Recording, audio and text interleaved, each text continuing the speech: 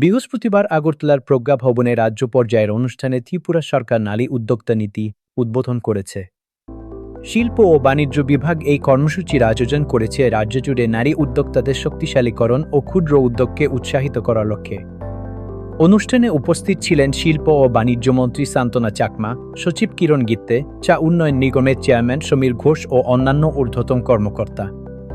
নীতি মূলত নারীদের জন্য একটি সহযোগ ব্যবসায়িক পরিবেশ তৈরি করবে, যার মধ্যে রয়েছে অর্থায়ন, বাজার, প্রযুক্তি ও প্রাতিষ্ঠানিক সহায়তা। লক্ষ্য নারীদের অনানুষ্ঠানিক উদ্যোগকে ট্যাক্সি এবং আনুষ্ঠানিক ব্যবসায়িক উদ্যোগে রূপান্তরিত করা। আজকে একটা সুন্দর প্রোগ্রামে আমরা উপস্থিত হতে পেরেছি।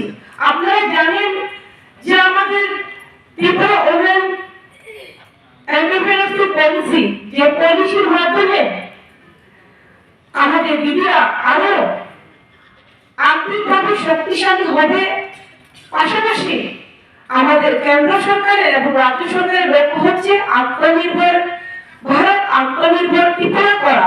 তাই একটা অঙ্গ হিসেবে আমাদের দিদিদের এগিয়ে যাবে, আত্মনির্ভর হবে, আত্মনির্ভর হতে আরো এগিয়ে যেতে পারবে এই পলিসির মাধ্যমে আমি মনে করি। আমি অত্যন্ত গুরুত্বপূর্ণ যে বিষয়টি যেটা মনে করি যে আমাদের দিদিরা কৃষির ক্ষেত্রে হোক অথবা তাদের বস্ত্র শিল্পের ক্ষেত্রে হোক, ক্ষুদ্র ব্যবসার ক্ষেত্রে দিদিরা সমস্ত দিক দিয়ে পারদর্শী।